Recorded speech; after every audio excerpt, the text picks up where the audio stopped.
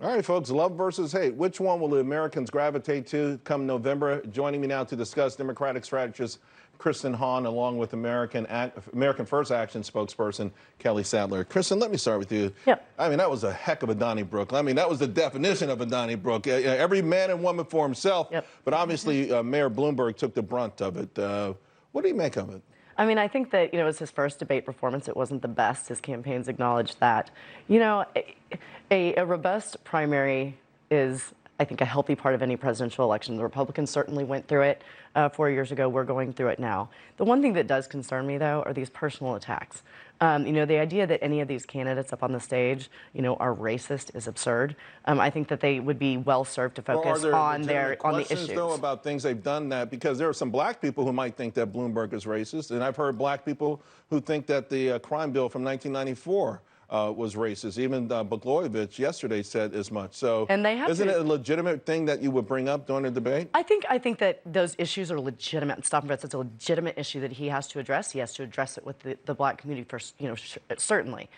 But stick to the issues, not these personal attacks. I think that Elizabeth Warren was lobbing at these other candidates. It's not a productive. I think there were some personal issues. You know what? Let me just take a quick look. Let us look at the Buttigieg and Amy Klobuchar encounter, if we can. Do we have that? You're literally in part of the committee that's overseeing these things, and we're not able to speak to literally the first thing about the politics of the country to ourselves. Are you trying to say that I'm dumb, or are you mocking me here, Pete? I'm saying that you shouldn't trivialize that I made an error. Kelly, I got to tell you, between that and the one reporter, I think it was from Telemundo, pounding Klobuchar over forgetting a name in the midst of this campaign, I was shocked. I thought she was really badly mistreated by the panel and, of course, by Buttigieg there, who, in my mind, it wasn't a debate. It was more of the game of Survivor, right? Yeah. And so, and I think that tone, and Kristen acknowledges that tone, you contrast that to a Trump rally where everyone's cheering. It's as the American public, someone who's apolitical, looking at both of these things, which one am I going to be gravitating to? I mean, of course, and this is a very simple thing. It comes down to message.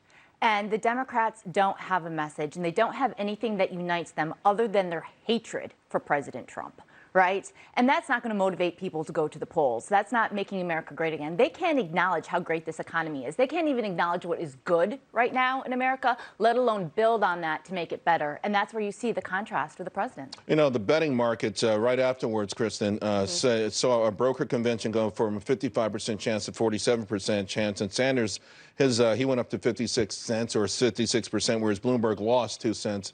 And I think the initial reaction, the immediate reaction, is that maybe Sanders was such a big winner last night, he might actually get enough of the delegates to just win this thing without a broker convention. Yeah, I mean, I think that there is that concern, and certainly folks like me and the Democratic Party who are looking for a more centrist candidate. We do not think that we can win with a socialist on the ticket.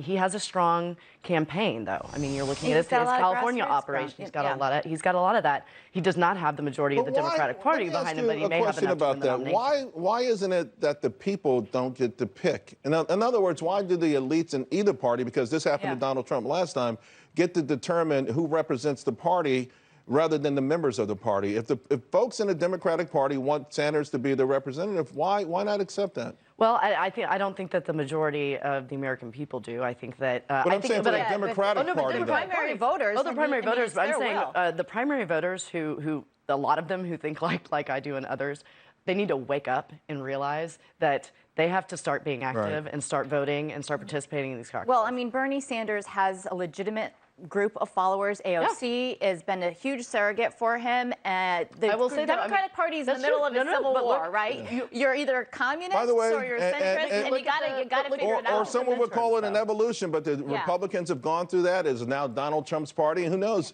We may be saying a few years from now that it's Sanders' party. We'll see. I hope not, Charles. I appreciate it, ladies. Thank you both very much, Kristen and Kelly.